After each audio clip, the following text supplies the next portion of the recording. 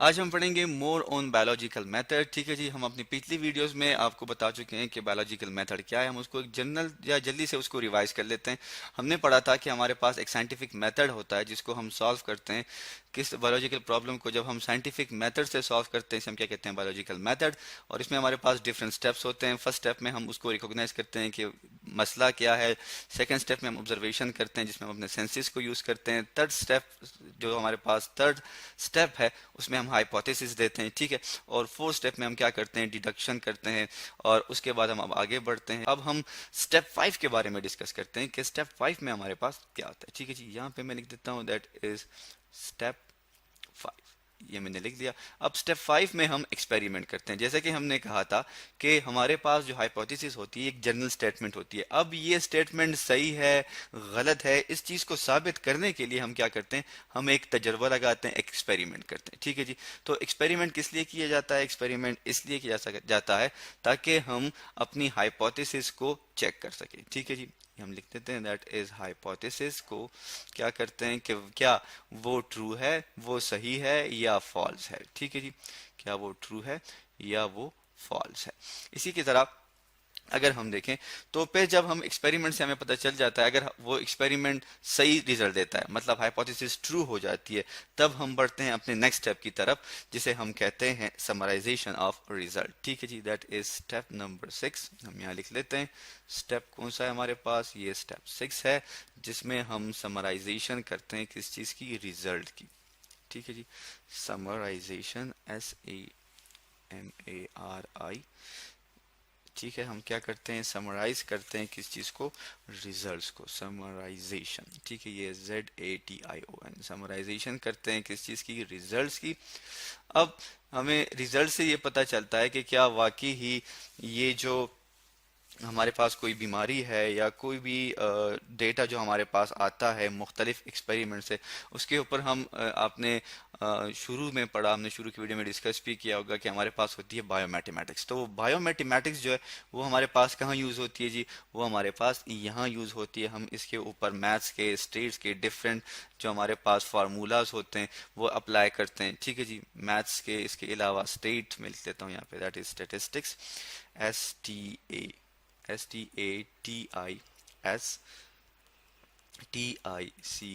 Statistics.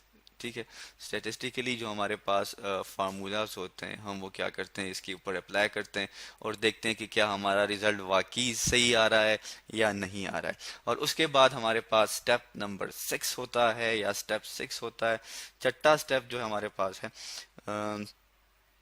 Sorry, जो हमारे पास सातवां स्टेप है वो क्या है, सातवें स्टेप में हम क्या करते हैं, रिपोर्ट कर देते हैं। ठीक है, रिपोर्टिंग करते हैं। ठीक है जी, जो रिजल्ट हमारे पास आ जाती है उसको हम रिपोर्ट कर देते हैं, शाया कर देते हैं।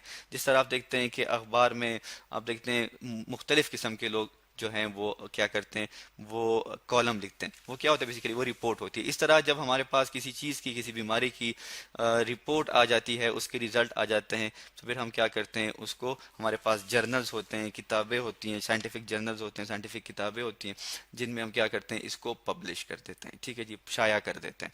तो ये हमारे पास क्या है, ये हमारे पास स्टेप थे इस चीज़ के, बायोलॉजिकल मेथड के। अब हम क्या करते हैं, अब हम एक एग्जाम्पल लेते हैं और इस पूरे जो हमने स्टेप्स डिस्कस किए इनको समझने की कोशिश करते हैं। ठीक है जी।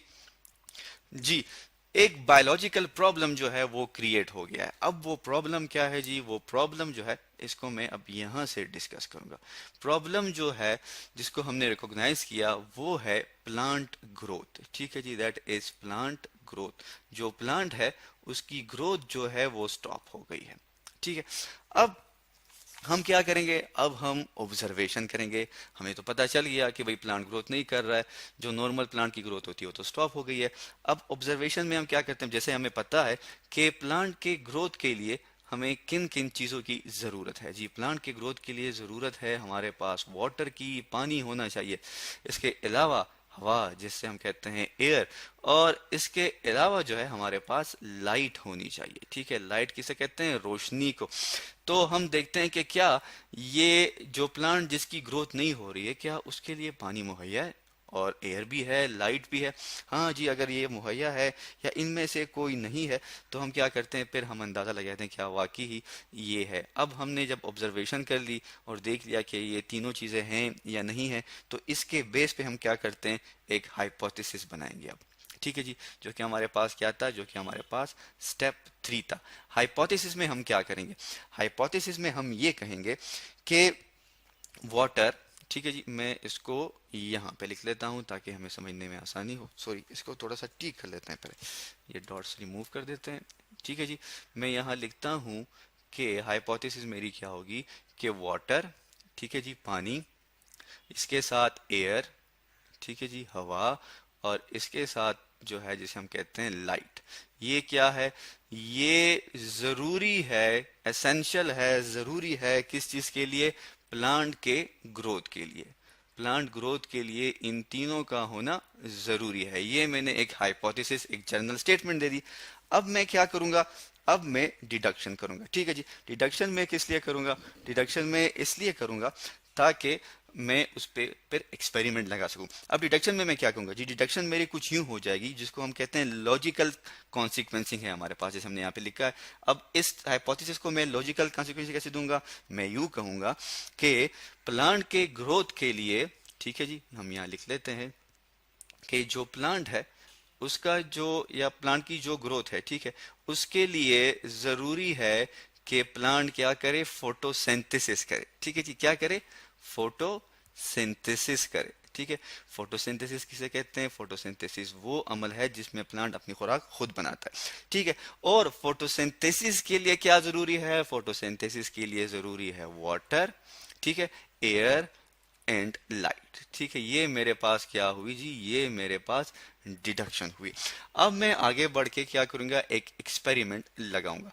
एक्सपेरिमेंट में क्या करूंगा कि मैं मुख्तलिफ प्लांट्स लूंगा। ठीक है जी, मैं क्या लूंगा, मुख्तलिफ किस्म के प्लांट्स लूंगा। यहाँ मैं लिख देता हूँ that is plant number 1, that will be plant number 2, plant number 3 और प्लांट नंबर 4। ठीक है, अब इन चारों प्लांट्स को मैं क्या करता हूं, मैं अवेलेबिलिटी दूंगा किस चीज की, वाटर की, ठीक है, एयर की और साथ में लाइट की। ठीक है जी, अब क्या होगा, अब प्लांट 1 को मैंने वाटर भी दिया, ठीक है, एयर भी दी, ठीक है, और लाइट भी दी, तो इसने ग्रोथ क्या की, इसने ग्रोथ को शो किया। ठीक है जी, दैट इज ग्रोथ, और इस प्लांट ने क्या किया, ग्रो किया।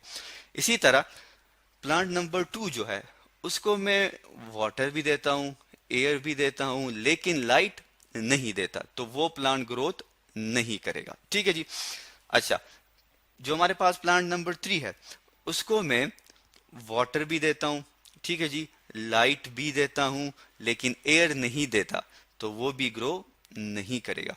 ठीक है जी, मतलब हमारे पास जो रिजल्ट आते हैं। अब प्लांट नंबर 4 है उसको मैं वाटर नहीं देता, ठीक है जी, एयर दे देता हूं और लाइट दे देता हूं, वो भी ग्रो नहीं करता।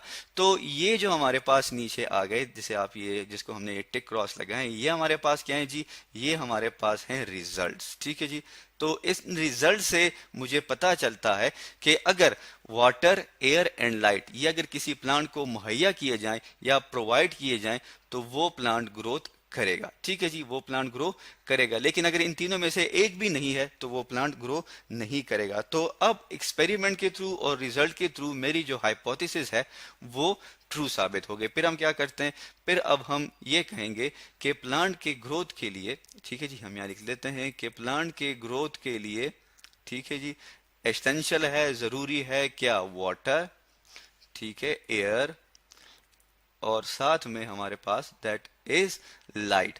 और ये मैं अपनी जो मेरे पास रिजल्ट आए हैं इनको मैं किसी भी जर्नल में या साइंटिफिक जर्नल में पब्लिश कर दूंगा, ताकि बाकी वो लोग जिनको ये मसला पेश आ रहा है वो इसको समझ सकें। तो आज हमने डिस्कस किया मोर ऑन बायोलॉजिकल मेथड, और फिर हमने एक एग्जाम्पल के थ्रू इस कंप्लीट प्रोसेस को समझा। तो आज हमने पढ़ा मोर ऑन बायोलॉजिकल मेथड।